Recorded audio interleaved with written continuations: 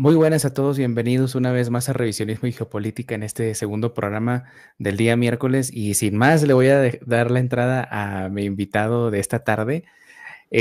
Ángel, ¿cómo estás? ¿Qué tal, Samuel? Un Hoy, gusto, la verdad, saludarte y poder estar aquí en tu programa. no, para mí es un gusto. Y antes de seguir, quiero aclarar una cosita porque hubo gente que yo también se me olvidó decirles al mediodía que hice programa que íbamos a estar con Ángel Haidel hoy mismo y hubo gente que me dijo el viernes vas a estar con Ángel, ¿verdad? Pero ya estaba saliendo yo de la programación, entonces espero, ahorita ya se está conectando la gente, así que vamos a hacer un programón ahorita.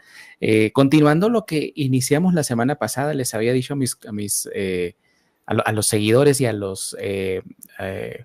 pues a los seguidores de Argentina y tanto a los de México, que hay una rivalidad tonta por ahí que a mí me molesta mucho, ¿no? Que, que, que, que se, que se minimice la relación a lo deportivo, ¿no? Pero bueno, Solamente eh, puede haber rivalidad en lo futbolístico, nada más, eh, inadmisible el resto.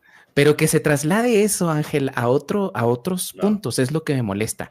Y alguien por ahí hizo un comentario, pero nosotros también somos buenos para el deporte. Claro que somos buenos, somos bien chingones para el boxeo, los mexicanos. Yo no, a mí me dan uno y me dejan dormido, ¿no? Pero hay muchos buenos mexicanos y también argentinos, por cierto, el Maravilla y todo ese. El Maravilla que le pegó en su madre a Julio César Chávez Jr. claro. también. Pero bueno, Y Ángel, nosotros tuvimos legendarios también, como Carlos Monzón, Sí, sí, sí. El Maravilla, Clarines, Nicolino pero Noche. El Maravilla es argentino. No Sí, me sí, acuerdo sí, es cómo se argentino. apellida, no me acuerdo cómo se Estuvo apellida. mucho tiempo en Centroamérica, pero es argentino, sí. Pues Ahora está radicado en Argentina. sí. Pero Y bueno, se transformó en que dejó de ser santo de mi devoción porque defiende a Milei. Y aquel que defiende a Milei ya el cruzo de vereda. sí, sí, sí. En ese sentido, fíjate que para distender un poco la conversación, ¿no? En ese sentido, a mí me gustaba mucho Messi en el sentido de que no se metía mucho en política, pero cuando empezó no a relacionarse, pero como que prefirió no seguir el rollo mucho en lo que, por ejemplo, hace Cristiano Ronaldo, que es pararse bien ante la injusticia de Israel con Palestina. Y como que Messi, bueno, él está en otro rollo, ¿no? Pero bueno, no deja como dijo el capitán Arvini, no deja de ser un gran futbolista, francamente. Pero bueno, No, de eso no se niega, pero vos te lo imaginás a Maradona hoy viviendo esta injusticia en Gaza. hubiera pegado el grito, Sí, según lo no tengo entiendo. ninguno. Mirá que hay muchas cosas que no coincido con Maradona, lo que hace a Sí, su vida, su forma de. Pero bueno, era su vida. claro, Pero era un rebelde y no se callaba. claro. Y Quizás Messi es un poco, está más domesticado. Pero claro, si pues hablamos de fútbol, es otra cosa. claro. Pero bueno, entrando ya en el tema, vamos a hablar de otra figura muy importante que mucha gente no conoce, por desgracia, y que tiene unas frases muy buenas. Me estuviste mandando algunas, ¿no? Y no solo frases, ¿no? Sino las acciones que hizo el coronel Seineldin, que mucha gente a veces repite la frase esta que nosotros pusimos en la portada del programa que estamos haciendo ahora, que es esta de el nuevo orden mundial, Ángel. No sé si se la puedes decir a la gente y explicarle un poquito por qué decía esto y quién era el coronel Mira, Seineldin, por favor. yo tengo el privilegio de pertenecer al sector de que sí lo entendió el coronel Seineldin en los años 88, 89 y 90. Lamentablemente mucha gente, la sociedad argentina no lo entendió, porque si no la situación yo creo que hubiera sido otra. Pero la sociedad argentina no entendió, lo vinculó con el proceso militar, muy distante, ideológicamente muy distante. De hecho, el coronel Seineldin fue el único militar en ejercicio que se pronunció en contra del alzamiento antes de que esto sucediera y a posteriori. Uh -huh. Y él nos enseñó lo del nuevo orden mundial. O sea, Y, y, no se sabía antes de eso. y no, O tal vez en sectores muy aislados, ¿no? mirá, yo lo tenía como peronista que soy, lo vinculaba con la sinarquía, que podríamos decir que terminan siendo sinónimos, ¿no? Pero el objetivo del nuevo orden mundial no se sabía o no había una información tan fidedigna como la que nos fue suministrando el coronel Seineldin a través de videos, donde él con un puntero y en un pizarrón y un cuadro sinóptico fue describiendo Esto sucedía en el año 89, fue Ujú. escribiendo lo que a posteriori sucedió, inexorablemente. ¿Qué es lo que se iba a instalar en la Argentina en particular, pero en el mundo también, para disminuir la población? Y cómo querían llegar a un nuevo orden mundial donde hubiera un solo gobierno para todo el mundo. Ujú. Y desde dónde vendría, de los caminantes del desierto, la función que cumplían en el mundo. Y bueno, lamentablemente después fue traicionado por la fuerza política acá en nuestro país, por el expresidente Carlos Saúl Menem, uno de los traidores más grandes que ha tenido la Argentina. Ujú. Y sucedió. Perdón, perdón, sigue, sigue.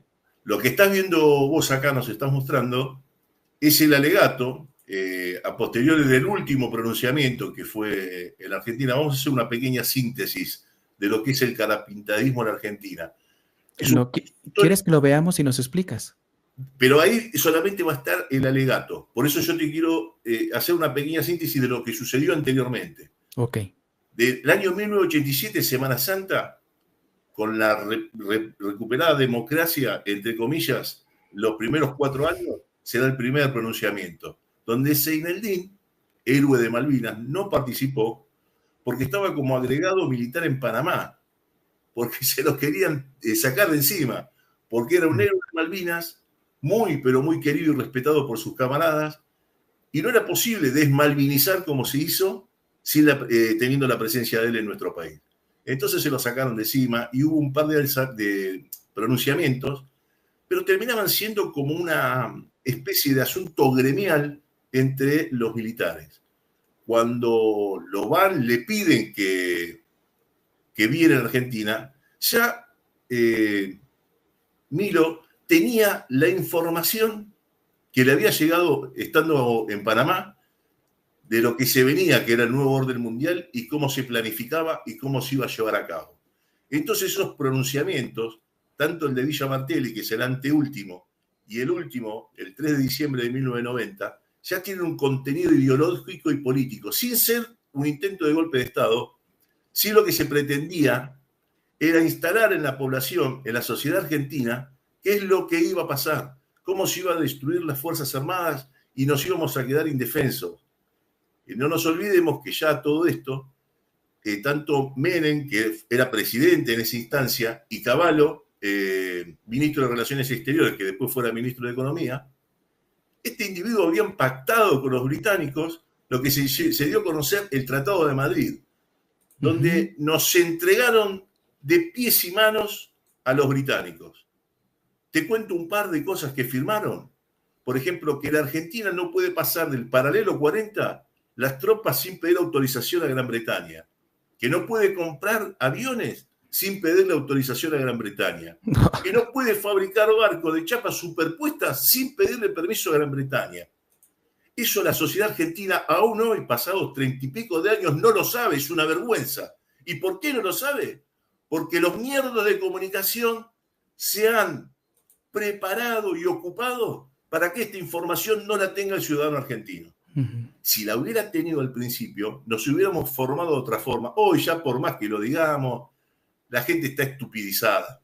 Sí. Uno sigue porque por la esencia, cada uno tiene su esencia y no puede en contra de ella. Pero la realidad es que hoy ya estamos vencidos, de pies y manos, pero bueno, el coronel nos decía que mientras haya tan solo un argentino que se resiste a la entrega, la patria vive. Por eso es que tenemos un poco de esperanza. El paralelo 40 para la gente que nos está viendo vendría siendo, miren, aquí está una imagen, y creo que la están viendo, ¿verdad? Sí, sí la están viendo. Sí. Aquí, es la Patagonia Argentina. Exactamente. O sea, porque hay al norte, ¿no? Tú te refieres al sur, ¿verdad? Al sur. O sea, en la propia de Viedma Patagonia, para abajo, todavía provincia de Buenos Aires, digamos, ya llegando a La Pampa, sí. Todo hacia abajo. O lo sea, que se aproxime a las Islas Malvinas. Ahí no se puede haber más de tropas, más de 1000 hombres que pedir permiso. Esto es básicamente una firma de clientelar, básicamente lo que hacían los romanos, ¿no? O sea, tus fuerzas armadas no pueden pasar de tantos miembros. Tu economía no puede rebasar tanto. O sea, los romanos lo hacían esto con los reinos clientes, ¿no? Entonces, básicamente, cuando me platicas esto, básicamente veo que Argentina, esto fue después de la Guerra de Malvinas, ¿verdad? Claro, la Guerra de Malvinas es en 1982, el tratado se firma en 88-89. Ajá.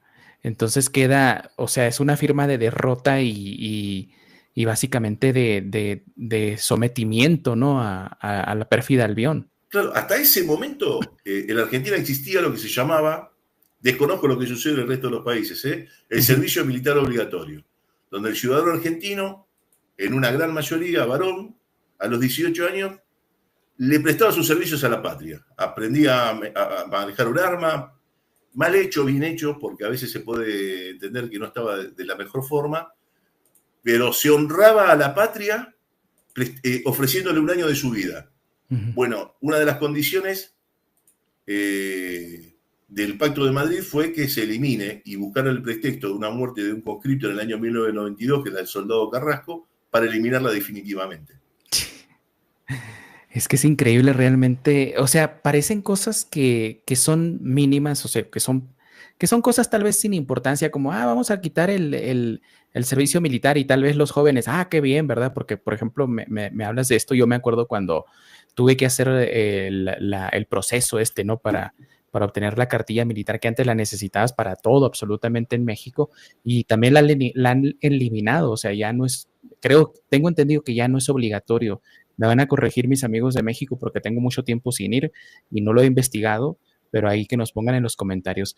Entonces, pero esta cuestión de quitar el servicio militar, Ángel, básicamente es dejar al país desarmado, básicamente, o sea, sin quitarle las armas tal vez, pero ya no tienes gente. No, es que las armas se las quitaron también, porque después han sido tan cretinos, por eso hablamos de la traición de Menem, tan cretinos que le vendieron las armas a Ecuador cuando mantenían la guerra con Perú.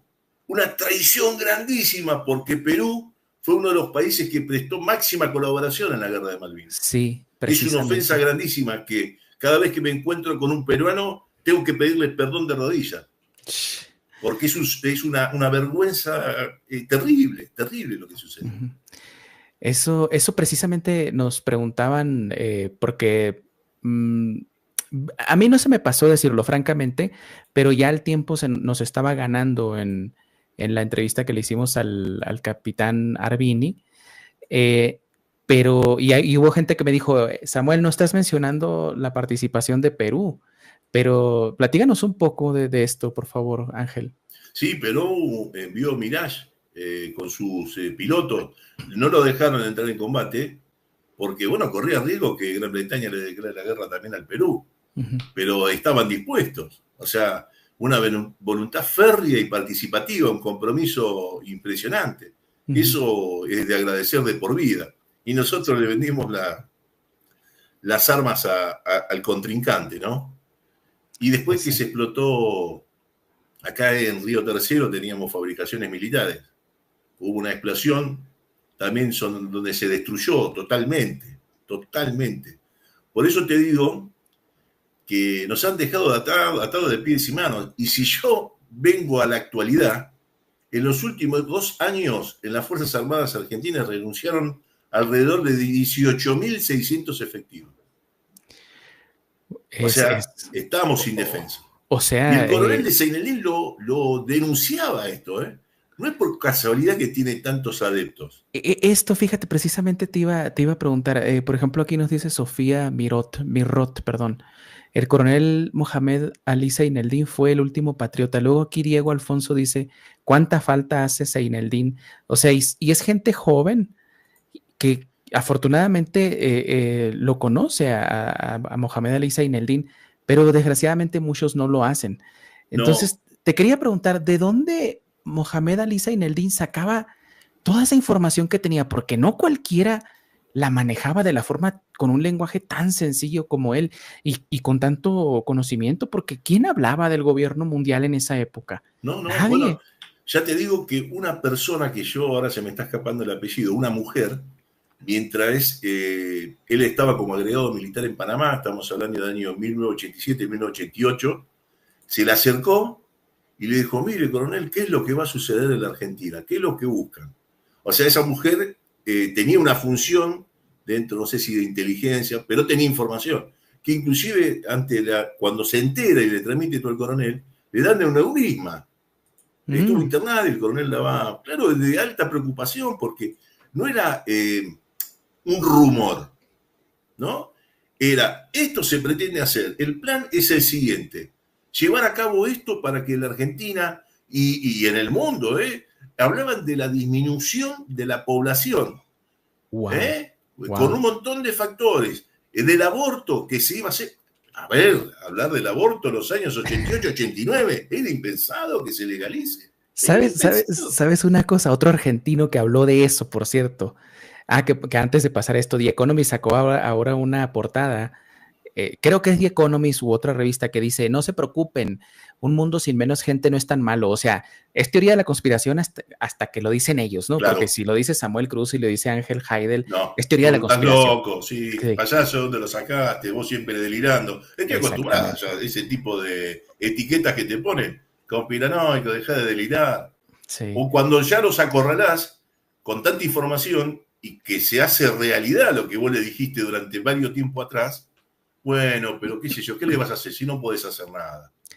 Pero, y te decía, Leonardo Castellani, o Castellani, no sé cómo lo pronuncian ustedes, él hizo varios libros, ¿no? Que era un sacerdote, por cierto. Sí, señor. Este libro lo publicó, no me acuerdo en qué año, Su Majestad Dulcinea se llama. Y ahí él hablaba de la marca, no de la marca de la bestia, pero y él no dice Estrella de David, pero dice, esta marca con la que no podías, si no la tenías no podías comprar ni vender nada, era 2 triángulos empalmados, claro, invertidos. O sea, no lo dijo directamente. Pero hoy podríamos decir tranquilamente que la marca es esta. Claro. Que se ha inoculado una marca. Aquel que tiene esa marca podrá. Que sucedió en determinado momento. Sí. Nosotros los que no accedimos, nos vimos ninguneados, sometidos, No podías, hasta nos querían poner una pulserita, que había médicos fascinerosos, corruptos, mercantilistas, que nos querían tener una pulserita para que todos sepan que este señor no está cuidando la salud de la comunidad. Marcarnos como perritos. Sí, como ganados, ¿no? sí. Como perritos. O sea, estos señores no están siguiendo la regla. Aquí está Leonardo Castellani, para los que quieran leer el libro, está en línea. Su Majestad Dulcinea se llama, un libro que salió antes de 1984, o sea, el libro de George Orwell. Y a mí a veces, yo cuando lo leí dije, no, George Orwell leyó este libro. Es una genialidad del libro. Pero bueno, estamos hablando de Zaineldin, pero este señor también es un personaje a destacar, Ángel. Es que podríamos hacer un programa de él, ¿verdad? Pero cuando se refieren a Zaineldin, disculpame, perdóname la interrupción. No te preocupes, adelante. Cuando se refieren a Zaineldin como el último patriota contemporáneo, yo adhiero. Lo que intento es que no sea el último, ¿no? Y yo a Zaineldin no lo quiero en el bronce, ¿no? A Zaineldin yo me quedo con el humano, con el que me dio un día por única vez, la única vez que yo tuve la oportunidad de verlo, que me lo guardo aún hoy y tengo la sensación de ese abrazo que me dio. Ese Zaineldin yo es el que respeto, sigo y que sigo evangelizando. Porque el de bronce es como que es inalcanzable. ¿Por qué lo voy a imitar? Porque era distinto. No. Y que hoy muchas veces se repite, ¿cuánta falta nos haría Zaineldin en el día hoy, en el tiempo que está pasando? Ocupemos su lugar, desde lo que aprendimos de él. Aprendimos de él y de sus herederos, porque él no estará en este plano, el coronel Zaineldin. Pero nosotros tenemos al mayor Hugo Reinaldo Abete, al capitán, mi amigo, el capitán Gustavo Bredobey, al mayor Romero Mundani, al mayor Pedro Mercado. Son todos herederos que convivieron y pagaron con cárcel el sacrificio que hicieron por la patria. Todos ellos y muchos suboficiales y oficiales argentinos padecieron 10 años de cárcel por llevar esa patriada adelante. A mí, yo la verdad que cuando escuché la primera vez hablar al coronel, dije, ¿quién es este señor? Lo escuché, te estoy hablando hace unos 10 años más o menos, ¿no? Y cuando lo escucho, digo, ¿quién es este señor? Dije, y más cuando empecé a conocer sus dichos, ¿cómo te digo? Sus máximas, ¿no? Sus frases, sí. Sus frases, una de ellas que me dejó impresionado: al nuevo orden mundial entraremos inermes, con las manos en la nuca, caminando de rodillas, y ninguna duda que seremos pobres, dependientes y excluidos. Y decía, ¿de dónde saca estas conclusiones tan claras este señor? ¿Cómo puede resumir en un solo párrafo tanta historia, tanta geopolítica y tanto futuro incluso? Y con tanto tiempo antes. Y con tanto tiempo antes, exactamente, porque a eso iba, mira, cuando me estabas hablando de las cosas de las que les platicaba a ustedes el coronel, me estaba acordando, en 1926 había un libro que lo publicó un ruso que se llamaba Sherep Spiridovich, que era un ruso del ejército blanco del zar, que se llamaba The Secret World Government, The Hidden Hand, o el gobierno mundial secreto, la mano escondida, y ahí habla mucho de los Rothschild, pero después empezaron a salir periódicos, más que todo en Inglaterra, y a eso te iba a preguntar. ¿Tú crees que, o tú sabes, porque tú lo conociste, si alguna vez el coronel accedió a fuentes británicas? Porque casi siempre de Gran Bretaña venía esta idea del gobierno mundial, ¿no? Mira, de Gran Bretaña lo que tuvo es el reconocimiento, porque si algo tienen de bueno los piratas es que saben reconocer al enemigo. Cuando ha sido efectivo su trabajo, el coronel Seidelin diseñó el desembarco en Malvinas, instruyó a los hombres que eran soldados y el coronel, cuando se produce el cese el fuego, el coronel Seidelin quería saber por qué no habían ingresado por Puerto Argentino. Bueno, nunca iban a ingresar por Puerto Argentino porque sabían que estaba custodiado por él. Pero fueron por Bahía de San Carlos y se encontraron con personal de élite. Ese personal de élite eran soldados clase 62 y 63, que muchos tenían apenas 4 años de instrucción, que los había instruido él en el Regimiento 25 de General Sarmiento de Chubut. Pero fueron con un acto de arrojo y un amor a la patria y con empuje y con actitud que los ingleses tuvieron que retroceder en determinado momento. Y si no era de noche no atacaban, y si no estaban en una relación a favor de 10-1 tampoco. Y ellos creían que estaban con un grupo de élite. Mirá, antes que se me vaya esta idea o este recuerdo, te lo quiero compartir. Mirá si ha sido tan importante y tan bueno el coronel Seidelin, que hay una historia que habla de un soldado que muere en Malvinas, queda en Malvinas. ¿Qué es lo particular por un padre que pierde un hijo en una guerra? Tener cierta resistencia con el jefe que lo mandó a la guerra y lo mandó a ese puesto de combate. Mirá si habrá sido bueno el coronel Seidelin, que mientras estaba preso en Magdalena, lo iba a visitar, habiendo tenido a su hijo muerto en la guerra, quien lo había mandado a ese frente de batalla con el Seidelin. Wow, mirá si prestigio tenía ese hombre. Me hiciste poner la piel chinita, de verdad, no te exagero. No. Una de las frases que dice el coronel en cuanto al aprendizaje, que el ejemplo no es la manera de enseñar, es la única forma de educar. Y hay otra frase que no se la voy a robar porque es del mayor Adrián Romero Mundani, que dice el coronel, yo le dije una vez, ya lo había dicho, lo había definido antes, definímelo porque eran muy cercanos, compartieron 10 años en la misma celda, ¿no? Definime al coronel Seidelin. Es un ejemplo con 2 patas. Qué buena está. Porque era el primero en las adversidades y el último en los beneficios. Se hacía la comida, él repartía la ración y era el último en recibirla. Y después sacaba la basura. Era un espartano. Yo creo que cuando dice nosotros, bueno, la raíz de esto de que yo vuelvo a hacer periodismo, porque yo hice periodismo deportivo en el año 89-90, que era cuando me escapaba de la facultad y iba a recibir al coronel Seidelin después de cada vez que lo metían en cana por alguna declaración políticamente no política. Bueno, hice fútbol y después las circunstancias de la vida, yo formé una familia y no se me dio de poder mantenerme con el periodismo. En la pandemia conozco a la que es hoy mi amiga, y lo digo con orgullo, Verónica Recia, y propuso hacer espacios en su canal. Y yo le tiré testimonio cara pintada. Yo creo que si ella lo confesara, diría que le dio un poco de miedo al principio. Estamos hablando de hace 3 años.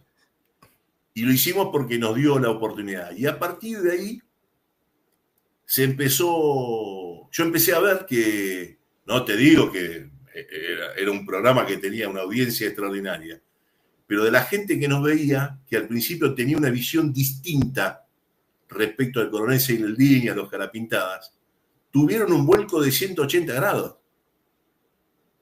Yo que tengo relación con Hugo Abete, con el mayor y el capitán Breyo Bey, he tenido la oportunidad de varias personas que nos han visto en esos programas de pedirle disculpas por lo estúpido que habían sido en su momento de no haberlos entendido.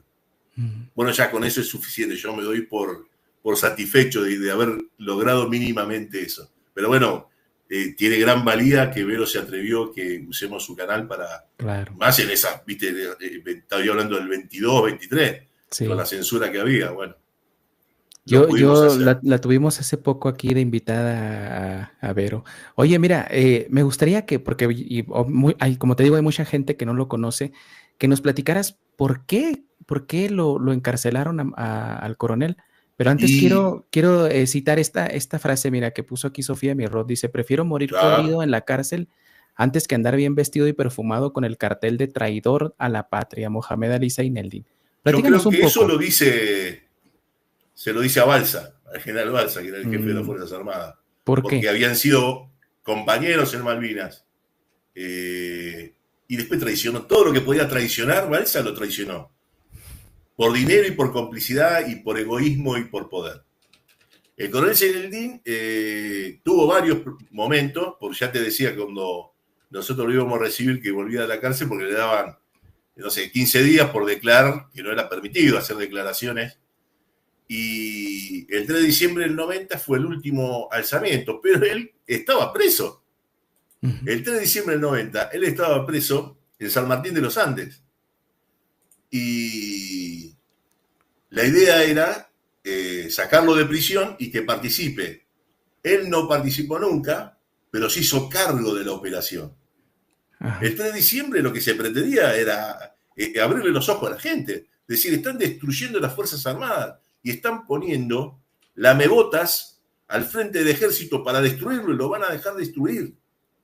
Y todo lo que se venía con el nuevo orden mundial, ¿verdad?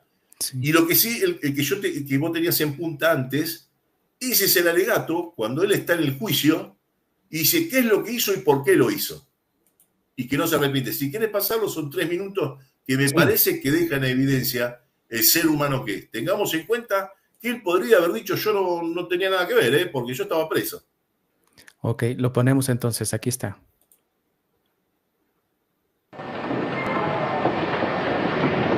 Con respecto a mi persona, el jefe militar es como un padre de la casa. Está siempre, aunque no esté físicamente. Dice en el reglamento que el jefe es responsable de lo que haga y deje de hacer. Honorable Cámara, yo el 3 de diciembre, aunque permanecí detenido en San Martín de los Andes, estuve en todos los rincones y en todos los lugares donde se produjeron los problemas del 3 de diciembre. Estuve en el corazón, en el sufrimiento y en la mente de cada uno de estos hombres. De la misma manera que hoy comparto con ellos el orgullo de la cárcel común. Por eso he expresado y ratificarles lo enviado el 3 de diciembre en un documento que dice San Martín de los Andes, 3 de diciembre de 1990, informar al señor coronel don José Bilbao Reza, referente a los hechos militares sucedidos al día de la fecha, pongo en su conocimiento que asumo la total responsabilidad de los mismos, a pesar de no haber estado presente y alejado de la zona de operación.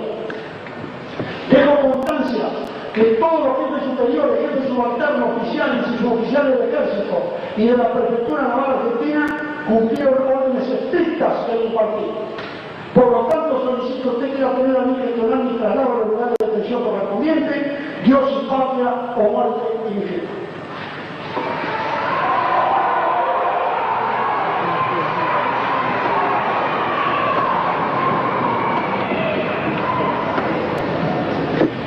deposito en vosotros mi total confianza. En lo que respecta a mi persona,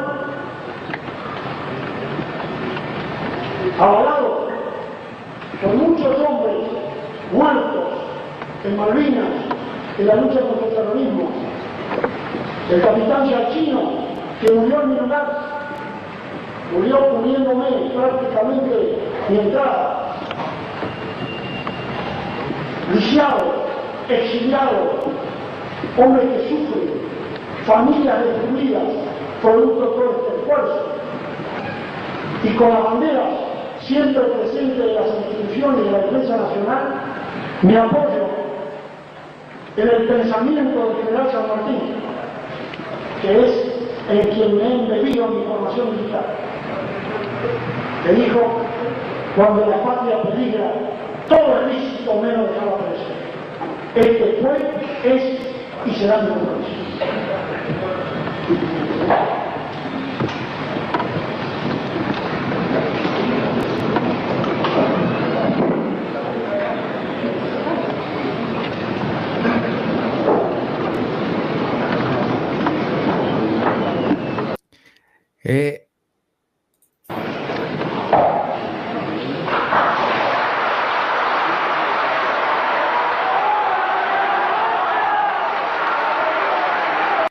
Este señor hablaba para la historia, Ángel. Sí. No hablaba tanto para el público que estaba, que lo hacía obviamente, pero hablaba para la historia, ¿no? Yo creo que él sabía que él iba a dejar testimonio, que su función en la vida era eso, que no iba a ver el resultado de todo lo que hiciera en ese momento, pero que iba a dejar un testimonio y que la gente lo iba a levantar como bandera en un futuro. El futuro es hoy. Sí. ¿No? El futuro fue ayer y va a seguir siendo mañana. Por eso es que yo insisto con que debemos imitarlo y que debemos ser muchos y tomar el destino en nuestras manos. Dejémonos de joder, no esperemos de nadie, no esperemos que otro haga la revuelta que haya que hacer, ¿no? Y entiendo que está todo muy confuso. Hoy en Argentina hubo una movilización muy grande porque, bueno, se le pudo torcer el brazo, digamos, pero se le tuerce el brazo a Milei con el tema de las facultades y de la desfinanciación de este hombre que está desfinanciando todo, poner arancel, destruir todo lo que se pueda destruir. Es, bueno, es como seguir la obra destructora de la pérfida Albión sobre Argentina, ¿no? Que por cierto, no es cosa nueva. Ahorita, mientras escuchaba a Mohamed Ali Zaineldin, me acordaba de un documento que se publicó en 1848, si mal no recuerdo, 1817, que se llamaba Plan para balcanizar el Imperio Español, no me acuerdo, pero uno de los objetivos principales era Argentina. Ahorita voy a buscar el nombre porque se me está yendo, pero, o sea, siempre ha sido un objetivo Argentina para Inglaterra. De hecho, también Kissinger dijo: hay que balcanizar la Argentina. Pero ¿por qué? O sea, como analista geopolítico lo sé, ¿no? Pero explícale desde tu perspectiva a la gente por qué Argentina es tan peligrosa para Inglaterra y sobre todo también para los Estados Unidos, ¿no? Bueno, es que si yo lo tuviera que decir en forma poco educada, digamos que para Inglaterra Argentina es un grano en el culo. Y te voy a decir por qué. Porque ellos 1806, 1807, 1848, 1833, 1848, 1882, permanentemente estuvieron intentando invadir militarmente. No lo consiguieron, ¿no? Más allá de 1982. Sí consiguieron la infiltración al movimiento nacional. Lo llenaron de agentes de inteligencia británicos, con pasaporte argentino, con documento argentino, pero traidores cretinos a nuestro país. No olvidemos que Churchill, cuando cayó Perón, que para mí fue el último referente político nacional, dijo: nada me causa más alegría ni encanto que la caída del tirano. Tenemos que impedir que Argentina se transforme en potencia, pues arrastrará a toda Latinoamérica con ella. O sea, ese es el temor. Argentina, de norte a sur y de sur a norte, tiene muchas riquezas naturales. Sí. Que no quiere que nos las consumamos. Eso era el tema de la balcanización también de Kissinger. Porque ellos lo iban a necesitar en un futuro, que el futuro es hoy. Sí. Esa es la razón por que la tienen entre Y ahí bueno, antes que todo, el documento que les estaba mencionando se llama Plan para humillar a España, que fue publicado en el año 1711. Y muchas personas a mí me han dicho, sí, Samuel, pero es que de eso a la invasión, a la destrucción del Imperio Español pasaron casi 100 años. Y eso, Ángel, a mí me llena mucho de frustración de que la gente crea que el día más importante de la historia es cuando nacen ellos. Y lo peor es cuando se mueren. Como si las personas que ven en continentes y piensan en siglos, no hicieran planes sabiendo como Mohamed Ali Zaineldin, que no van a haber tal vez realizado eso, pero que están dejando una huella. Y los enemigos de nosotros, de toda Hispanoamérica, son expertos en hacer esos planes que no se van a cumplir de aquí a 10 años, sino de aquí a 200 o 100 o 200 años. Yo creo que este tipo de gente, como lo de Mohamed Zaineldin y otros tantos, lo hacen porque son muy creyentes, saben que son trascendentes y que la vida no termina acá. Uh-huh. Los otros, que son muy malos, evidentemente quieren un pacto con Satán y algún beneficio deben tener. Por eso esta es una puja entre el bien y el mal. Y yo creo que estamos en los finales que no es mañana, pasado. Claro. Debemos andar en los próximos 50 años, quizás, no sé si no se anticipa. Hoy en la Argentina nace un 40% menos de niños que el año pasado. Y no se sabe cuántos mueren porque ese dato no lo está suministrando el Registro Nacional de las Personas. Oye, pero qué interesante eso que mencionas, porque precisamente decíamos al principio, ¿no? Que curiosamente esta revista, francamente no sé si es The Economist u otra, pero que publica, sí, no te preocupes, o sea, un mundo sin menos personas no es tan malo, o sea. No, pero ya es que lo consiguieron, Samuel, Uruguay también tiene esos datos de baja de natalidad. Nosotros también en México. Yo pensé que para este año estaríamos alcanzando o cerrando la cifra, ¿no? De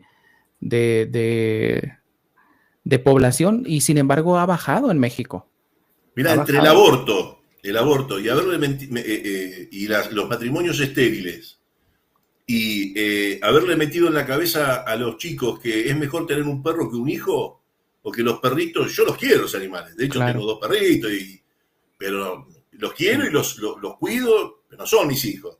Claro. O sea, y los pibes adoptan perros como si fuera el lugar de sus hijos, porque ¿y cómo vas a tener un hijo a este mundo? ¿No? Porque, viste, hay un montón de se está calentando el planeta y esto y lo otro. Sí, claro. Mira, si te diré yo. Mira, como diría mi amigo mexicano Fernando Abarca, hijo de la chingada, ¿no? Pero, sí. Claro, no, nos toman el pelo.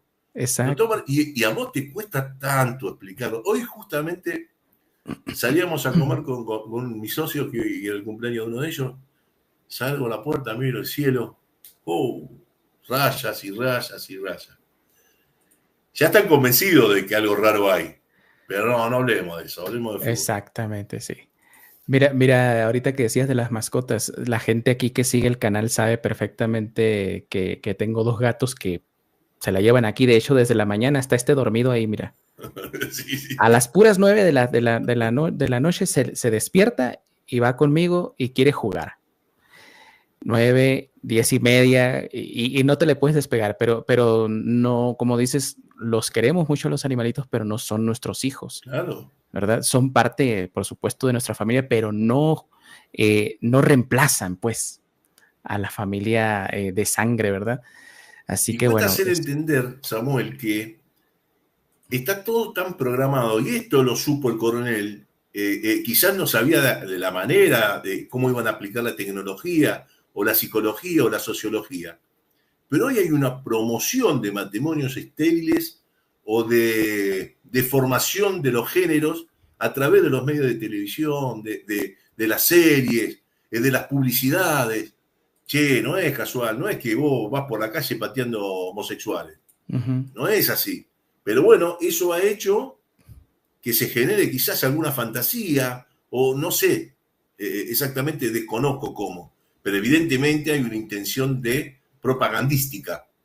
Y de esto hablaba el coronel, o sea, yo francamente no sabía que hablaba de esto, pero me estás diciendo que ya les hablaba de esto. Pero sí, en estos hay videos muy grandes Te voy a contar algo risueño porque son muchas horas. Hay 1, 2, 3 que se tomaban. Esto es VHS puro, una camarita. Y algunos iban, el que conseguía el cassette de VHS se tenía que conseguir una doble casetera para poder copiarlo y así tenerlo, ¿viste? Aquí estamos viendo uno, mira, aquí estamos viendo uno. Claro. Bueno, y yo al capitán Gustavo Bray, que es el que toma el edificio Libertador el 3 de diciembre, y es heredero político del coronel Zaineldin, fue 2 veces candidato a presidente de la Argentina. Yo lo acompañé como candidato a concejal en mi municipio, en aquel momento cuando creíamos en el 2003-2007 que dentro del sistema se podía modificar el sistema. Después nos dimos cuenta que es imposible. Bueno, con Gustavo hace 2 años que empezamos a hacer testimonio capitán, y un día se me dio por preguntarle en una entrevista que le hacíamos a la hija del coronel quién había grabado eso, y era propiamente Gustavo. Me dice, ¿no sabés quién? Yo lo hice, me dice. Por lo menos se documentó eso. Sí. Es importante. Mira, fíjate, aquí, o sea, lo que estamos hablando de temas que tal vez la gente pueda decir se están saliendo, pero es que realmente, repito, ¿no? Como me dijiste, el coronel les habló de esto de la despoblación, que era un tema que no se hablaba en la época, al menos en español, porque en Estados Unidos ya había los estudios de Henry Kissinger, ya había los estudios de la corporación esta, ¿cómo se llama? El Club de Roma, ya había esto pues de buscar la despoblación, pero como te digo, o sea, mientras lo decías tú, lo decía yo, lo decía cualquiera, porque no somos los primeros, ni hemos sido los únicos, por supuesto, ¿no? Sino que estamos replicando un mensaje que habían dicho otras personas. El tema de la droga. Por ejemplo, ¿no? Aquí está, por ejemplo, The Economist aquí. Esta es la publicación que te digo, mira, The Economist. No hay que alarmarse por la caída mundial de fertilidad. Un mundo con menos gente no sería del todo malo. Entonces, ¿ya no es conspiración o qué? Claro. Aquí no les van a poner ahí una etiqueta de teoría de la conspiración a The Economist, ¿verdad? Sí, vergonzoso. Y ellos cada tanto tienen que aflojar un poquito de la cuerda. Porque si no hay mucha... Porque viste que la gente cuando vos predicás con esto, yo lo llamo evangelizar, ¿no? Vamos para tomar un término. Cuando insistís con esto y en esto y ya empezás a cansar, cuando en los medios que parecen serios para mucha gente, que son los medios tradicionales, se insinúa, ya se descomprime un poquito. ¿Me entendés? Y ya, bueno, ya es como que metieron un poquito el sistema adentro como ellos lo querían hacer. No es tan malo. Está pasando. No es malo, fíjate que se muere gente. No, bueno, capaz que había que morirse. ¿Viste? No es tan malo morirse. Ese mensaje. Fíjate, me acaba de mandar ahorita, mientras estamos platicando, mensaje a otro amigo argentino que, por cierto, me mandó un vino que no lo he abierto. Un vino de su vinatera, Eduardo Gutiérrez. Y me está mandando un mensaje. Me dice, Samuel, me dice, si mal no recuerdo, el coronel estuvo en la casa de Shinda Brandolino, ¿no? Unos meses antes de fallecer. Y me manda una publicación, quiero compartírtela, Ángel, para que veamos acá lo que se decía. Aquí, mira, me manda esto. Lo que me dice él es, me dice, esta es una enciclopedia de 1919. Hay un video donde muestran un maestro yanqui diciendo eso mismo a alumnos en su clase. ¿Qué dice acá? Todo hace creer que la República Argentina está llamada a rivalizar en su día con los Estados Unidos de la América del Norte, tanto por la riqueza y extensión de su suelo como por la actividad de sus habitantes y el desarrollo e importancia de su industria y comercio, cuyo progreso no puede ser más visible. Esto es de 1919, y efectivamente y esto aquí quiero recomendar otro libro de un argentino también precisamente, que se llama, a ver, aquí lo tengo, La involución de Hispanoamérica, de provincias de las Españas a territorios tributarios. Me imagino que lo conoces, Ángel. No. El libro, tienes que conocerlo, de verdad, tienes que conocerlo, es una maravilla. Es de del señor, no me acuerdo cómo se llama, pero aquí debe estar el nombre, por supuesto. Julio C. González. Sí, González, sí. Julio C. González. Pues este libro a mí me dejó impresionado. Tiene creo que unas 1000 páginas. Es que sí, lo tengo el libro, me lo han pasado y yo en estos últimos 3 años que me he decidido nuevamente a tomar la lectura y a dejar de lado, o no dejar de lado mi laburo, pero darle espacio a esto, claro, acumulé tantas cosas, no tengo tiempo para dedicarle. Tengo demasiados libros empezados también. No, te entiendo perfectamente, pero y mira, es que si nos pusiéramos a hablar de personas que han contribuido a un poco, no un poco, mucho, mantener la memoria de quién es el enemigo de Argentina, así como para nosotros el enemigo natural es Estados Unidos, para ustedes es por supuesto Estados Unidos, pero aparte también es la pérfida Albión. Y si tuviéramos, como te digo, que hacer una enciclopedia de personajes que han mantenido la memoria de esto, tendríamos que agregar a muchos y por supuesto también al director de la editorial Valhalla, que por cierto tuve contacto con él y me mandó unos libros, unos videos, un caballero que hizo estos excelentes documentales y me estuvo platicando un poquito también cómo los hacía, así como tú dices, con un VHS, una cámara, el zoom, ahí las imágenes con una pluma, con un láser, lo hacíamos ahí. Y son documentos que tienen que permanecer, Ángel. Sí, sí. Que las clases que daba el coronel, ¿no? Pues no por nada al coronel lo querían fusilar.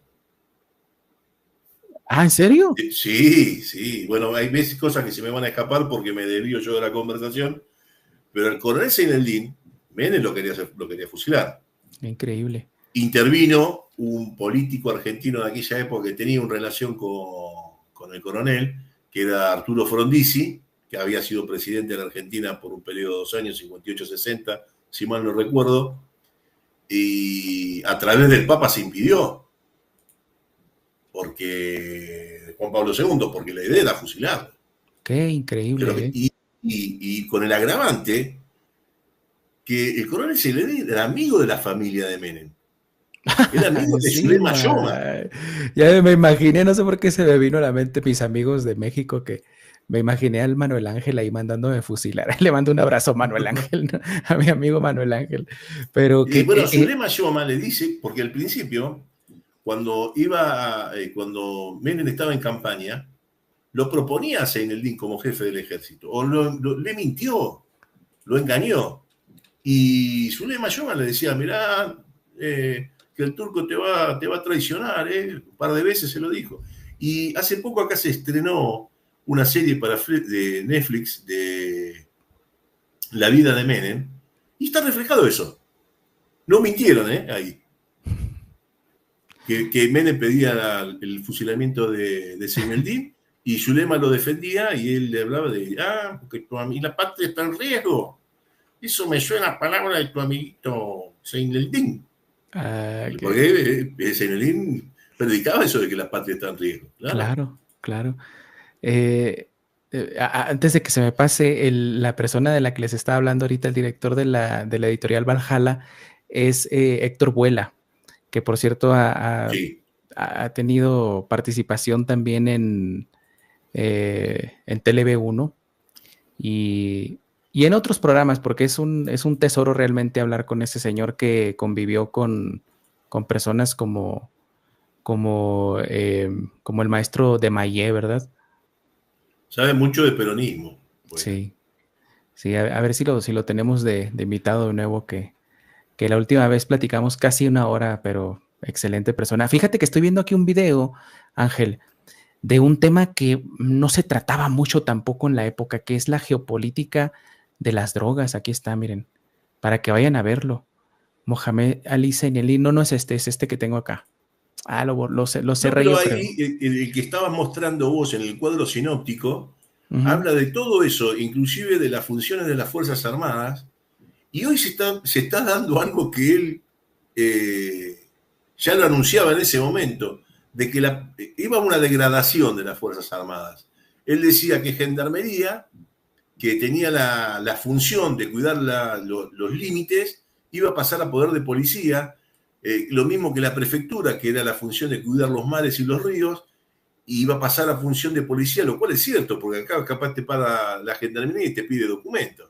Que sí. Que no es la función. Y que la policía misma iba a ser algo como en Puerto Rico, que iban a estar desarmados. Hoy, la policía de los municipios anda con armas no letales. Yo digo, ¿cuál es el sentido de ponerle a un policía un arma no letal enfrentando a un delincuente que tiene una 9 milímetros? ¿Sabes por qué? Es un absurdo.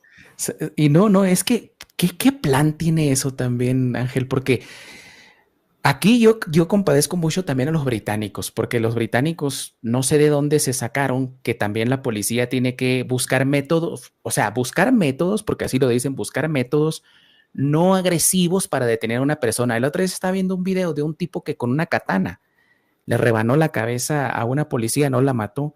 Ya había matado a un niño, atacó a un muchacho, quería entrar a una casa para atacar a otras personas y ni 7 policías porque no traían nada. No traían nada para detenerlo. Al final, con puro gas pimienta lo fueron ahí mareando hasta que... Pero ya después le había tumbado los dedos a un policía. O sea, es una estupidez realmente. Y esto tiene que ver mucho con el nuevo orden mundial. Sí, señor. Con vernos, con idiotizarnos, ¿no, Ángel? Sí. Lo que pasa es que uno cuesta laburo encontrarle la explicación a todo porque uno dedica tiempo a la familia, al trabajo, a descansar. Y estos tipos están pensando, son tan malintencionados, malditos y sinvergüenza, que dedican sus horas de trabajo en procesar maldades. Y tienen facultades de sociología, de psicología, de cómo hacer para que en una sociedad se pierda tal o cual principio, que eso es gravísimo, la pérdida de principios, que se han a través del ataque a las instituciones, como decía también el coronel. Se ataca a las instituciones, que es el pilar básico, la familia por sobre todas las cosas, que es el pilar básico de una sociedad. Cuando se le dan los tobillos a esos pilares, la sociedad toda se entrega, porque no tiene con qué defenderse. Y quizás hasta ni se da cuenta que se está entregando. Te voy a hacer una pregunta, Ángel, que si quieres contestármela, me la contestas, si no, ¿Sí, con toda confianza. Te quería preguntar sobre política, porque recientemente he estado viendo, yo la verdad con mucha alegría vi que Adrián Salvucci y Cuneo, no sé si se pronuncia así, Santiago Cuneo, están yendo, creo que platicamos antes por WhatsApp, están entrando en política, ¿no? ¿Tú cómo ves esto? No. Yo lo quiero muchísimo a Salvucci, primero porque es un genio y después porque es un gran ser humano, muy, muy humilde. Yo lo entrevisté en mi canal cuando no teníamos ni 800 suscritos en mi canal. Igual que Quique Romero. No, eso qué importa. Vamos a charlar de política. Bueno, coincidimos que los tres somos peronistas, eso tiene algo a favor, ¿viste? Sí. Pero tú crees que se puede hacer algo desde dentro del sistema. No, porque nosotros ya estuvimos, ¿sabes cuál fue mi desazón máxima? Y te estoy hablando del año 2009, yo iba como candidato a concejal de Vicente López,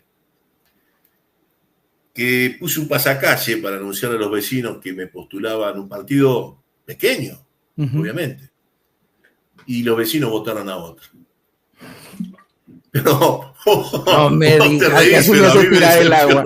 Casi me hace tirar el agua. No, es que me da risa porque es lo que te digo, pues al principio dijimos, no, creo que fue fuera de pantalla, dijimos, muchas veces cuando nosotros, que con mucho esfuerzo nos dedicamos a esto, yo no gano dinero con esto, Ángel, me imagino que tú tampoco. No, tampoco.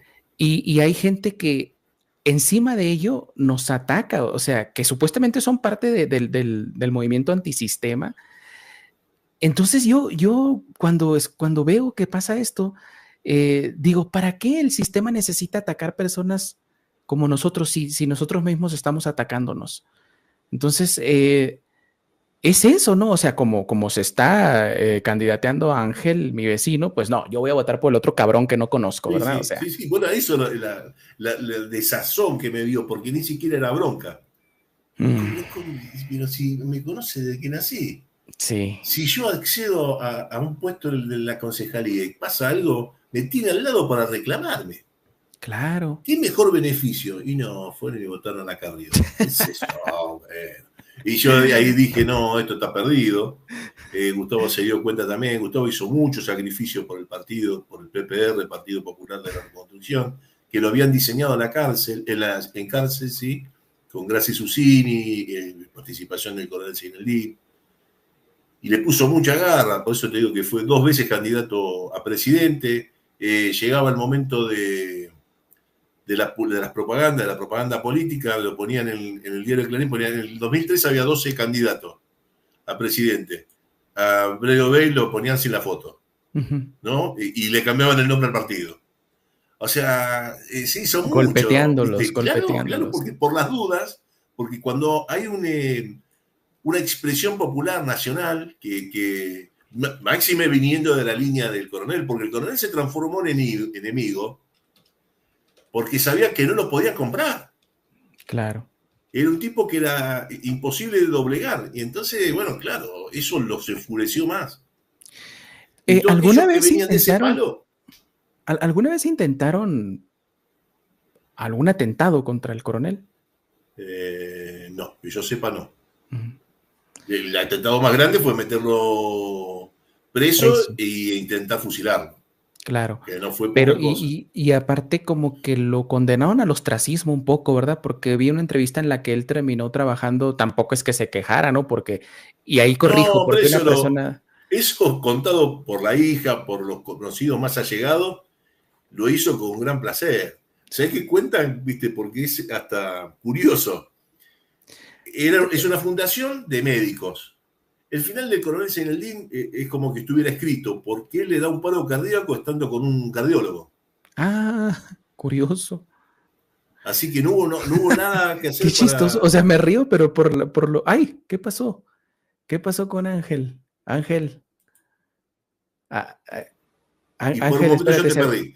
Sí, se había desconectado. No sé qué pasó. El que cuenta muy bien todas esas historias es el profesor y licenciado Sebastián Miranda, que escribió el libro sobre el coronel Seineldín, también sobre San Martín inédito, pero bueno, estamos hablando sobre San Martín, y cuenta que la primera vez que se descompone, se retira, pero se retiró a rezar, como para entregarse limpio, como que ya intuyera que no había nada que hacer.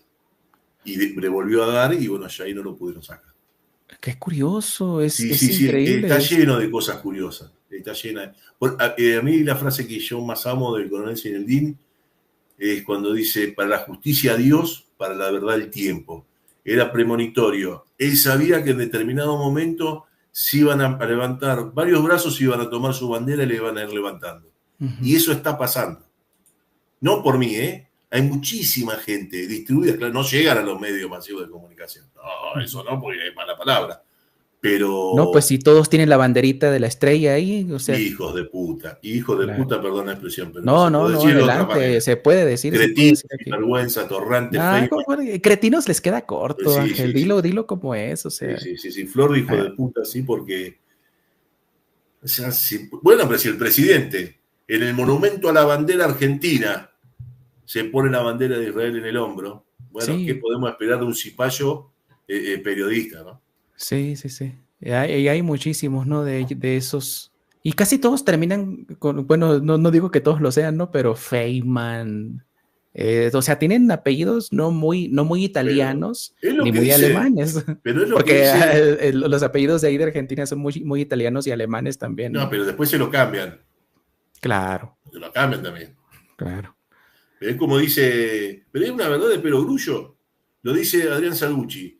Son el 0.3% de la población y son el dueño de todos los medios. O sea, la voz de ellos es la que se escucha. Y después terminan convenciendo porque hay gente que no tiene la posibilidad, o no quiere, o no tiene la posibilidad de razonar y no puede decidir por sí misma si esto está bien o esto está mal. Entonces copia la opinión de otro. Y lo que ve es lo que está reflejado en los medios. Mira, como se les empezó a escapar de las manos la gente con los medios porque se empezó a ver poca televisión y mucho YouTube, ¿qué es lo que hicieron? Todas las radios argentinas y los medios de comunicación argentina, además de transmitir por televisión, transmiten por YouTube. Sí. Claro, para quitar una cuota del público, De ¿no? Que independencia, eso. claro. No vas a hacer cosas que se perfilen para otro lado y descubran que lo que se dice en la tele es mentira. Ujú.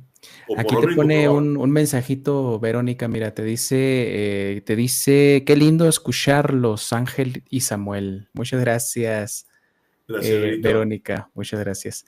Eh, Ángel, la verdad que ha sido un placer platicar contigo. Hay muchas cosas que podemos ir platicando y me gustaría extenderte la invitación para que volvamos a hacer tal vez sobre otro tema. Tú me has dicho fuera de grabación que creo que es la segunda vez, ¿verdad?, que estás del otro lado Sí, siendo sí, sí, sí, entrevistado. sí.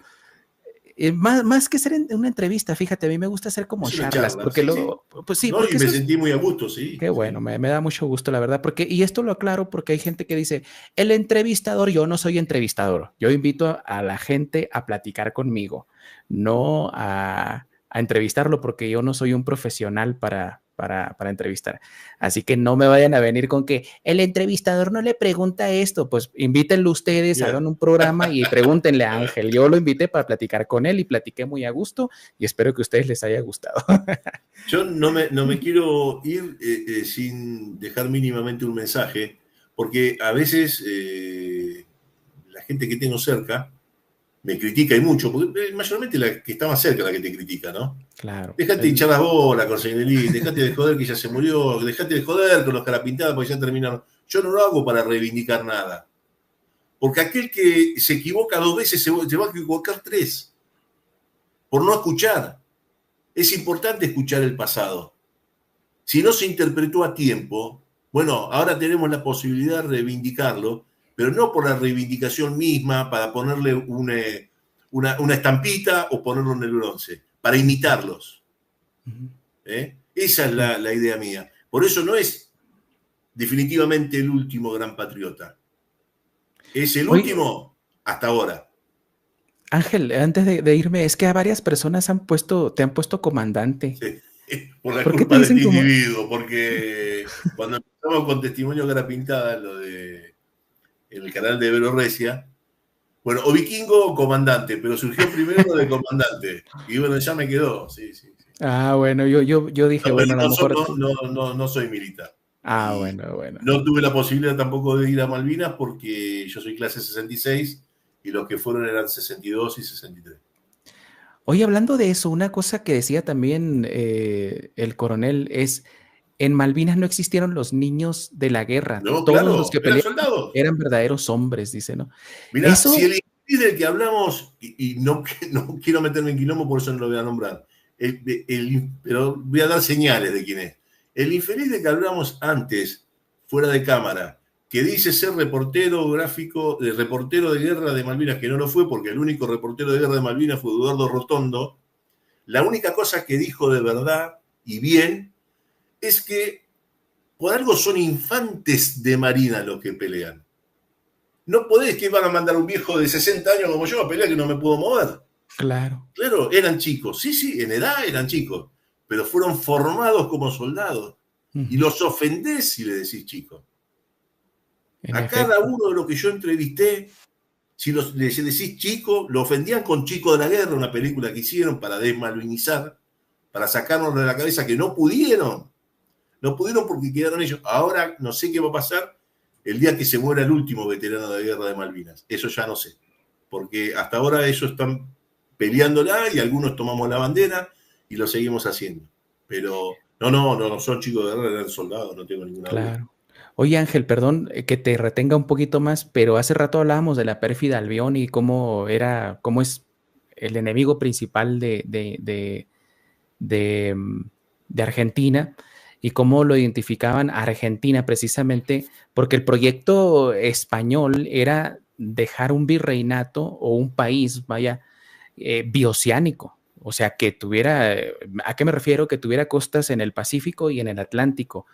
El único país bioceánico en el continente es Estados Unidos, porque México no es bioceánico, tiene un... Argentina es bioceánico y bicontinental, Uh-huh. porque Pero también tiene la Antártida. Y si lo dimensionamos como corresponde, Después fíjate, el verdadero mapa de Argentina, el centro de la Argentina no es Buenos Aires, el centro de la Argentina es Tierra del Fuego, Ushuaia, por extensión, por tamaño.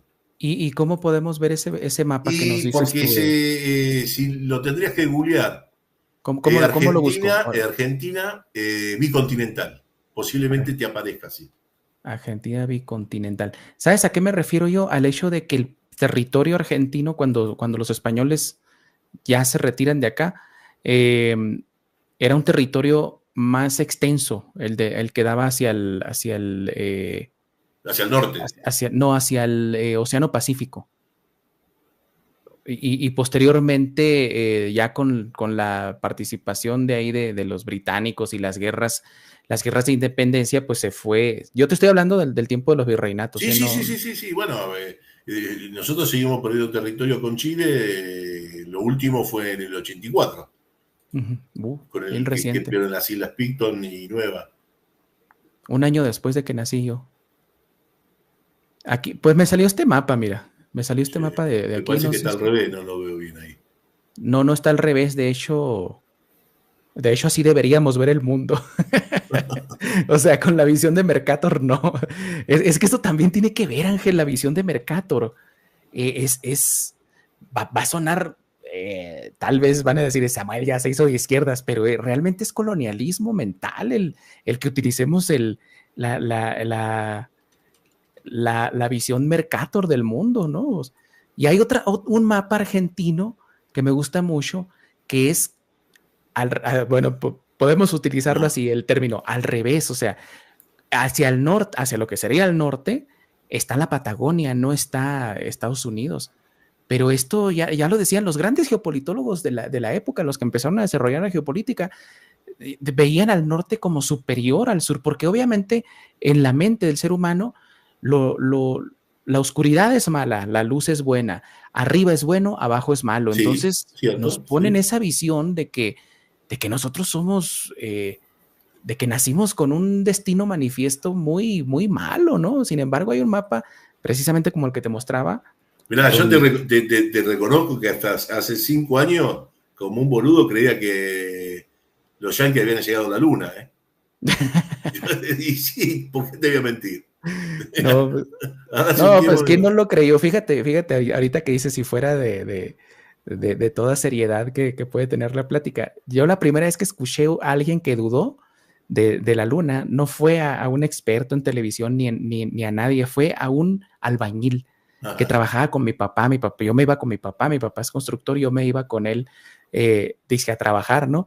Y ahí andaba estorbando, y un día estaban platicando ellos a la hora de la comida, y me encantaba estar a la hora de la comida porque llevaban comida muy buena los albañiles, y uno dijo, no, que la luna, no, ¿cuándo fuimos a la luna? Dice uno, no, fueron a la luna los gringos, le decía uno, y el otro, que me traigan aquí al que fue a la luna y me diga, y decía yo. Y ahí fue el primero que escuché que dudaba. Después empecé a investigar y me di cuenta que era toda una patraña, ¿no? Bueno, ahí no se ve el mapa que te digo yo, pero bueno. En realidad no lo encontré. Está dimensionado en escala todo el sector antártico argentino. Entonces, en tamaño y en kilómetros cuadrados, tiene tanto dimensión como el resto de la Argentina. Por lo tanto, el centro es Tierra del Fuego. Uh-huh. Acá estaríamos obligados, porque se hizo una sanción en el Congreso, de utilizar ese mapa, pero nadie le da bola. Es más, muchos entes gubernamentales presentan un mapa de Argentina y no ponen las Islas Malvinas. Mirá si se dan cipallo. Qué increíble. Eso es peligroso, Ángel. Eso es bien peligroso, que dejen de poner el mapa a las islas. Pero porque es que lo hacen a propósito, no es que se olvida. Así nos hicieron a nosotros en México. Así nos hicieron. Los mapas con los que yo aprendí geografía en la primaria, aparecía por lo menos la parte sombreada, esa parte que perdimos. Porque la perdimos, no nos la robaron, la perdimos en la guerra, por traidores y todo eso, ¿no? Claro. Pero luego, ahora aparecen sin esa parte, ¿no? Aparece ahí como si fuera una isla en el mundo, sin la partecita esa, pues. Y eso es peligroso, porque dejar de ponerlo en los mapas son importantes, Ángel. Los mapas son parte de la ideología y de la construcción de la nación. Si dejan de poner las Islas Malvinas, olvídate, va a ser un problemón. Ahí se te tiró el gato. Sí, ya se Ya quiere te va a salir. empezar a molestar. Sí, ya se quiere salir. Ya es hora de terminar, va diciendo. Bueno, Samuel, cuando gustes también, lo podemos hacer público. Yo hablo con la hija del coronel, si te interesa, que es muy interesante. Me interesa mucho, sí, vamos Porque es platicando. el coronel doméstico, aquel que no le importaba ni siquiera el dinero. Sí, Lo que ¿no? te iba a contar que sí, para terminar, y después me fui derivando por otro lado. Cuando él empieza a trabajar en esa fundación con el doctor Leal, que es el médico que lo atiende al momento que muere, ellos iban a Santiago del Estero, había toda una comisión de médicos, llevaban oftalmólogos, llevaban dentista, ¿no? Para revisar a la población que no tenía acceso a la salud pública. Y el coronel, en una carpita aparte, en una sillita, llevaba una libretita y anotaba las necesidades de la gente. Todos, sin mucha sorpresa, con el tiempo se daban cuenta que la hilera más larga era la del coronel, donde se sentaba él, porque todos querían hablar con él. Y entonces él le solucionaba los problemas a todos. Venga, mijito, usted mire, ¿qué problema tiene? Iba anotando. Era un encantador de serpientes para muchos que lo conocieron de cerca. Sí. Qué ser humano, ¿verdad? Qué ser humano tan... Y es importante rescatarlo porque yo digo que las historias a veces se repiten y para no cometer el mismo error es conveniente estar preparado. Exactamente. Pues bueno, yo invito a la gente a que empiece a ver los videos que pusimos, porque ustedes tecleen ahí en Google, en YouTube, Coronel Seineldín, y les van a aparecer muchas conferencias de él. Y son y bueno, realmente... pasen, si quieren, Ángel Heidel en YouTube, es mi canal. Sí. Hay muchos programas de testimonio cara pintada, hay muchos con los herederos del coronel Seineldín, para seguir entendiendo el fenómeno cara pintada y el fenómeno Mohamed. ¿Cómo se llama tu canal, Ángel? Ángel Heidel. Ángel Heidel. A ver, es que lo estoy buscando y me apareció un cantante. Bueno, ya me apareciste tú ahí. Me apareció un reggaetonero cuando puse Heidel. Ahí estamos, mira. Aquí está el canal de Ángel Heidel. No hay pierde. Ahí está la fotografía del coronel Seineldín. Este es el último videito que subimos hoy, que es homenajeando el 2 de septiembre, se cumplieron 16 años de la partida del coronel Seineldín. Este es el mayor Hugo Reinaldo Abete. Este que estamos viendo aquí, ¿no? Sí. Súper. Él me nombró periodista cara pintada. Él es el mayor, me dijo el más grande y tenía esas funciones. Excelente, pues yo ya me suscribí. No estaba suscrito, pero ya me suscribí. Ángel, nos estamos viendo entonces. Cuídate mucho. Un placer. Igualmente, el placer es mío, Samuel. Muchísimas gracias. Ya nos ponemos de acuerdo para hacer otro programa. Sí, cómo no. Abrazo. Hasta luego. Hasta luego.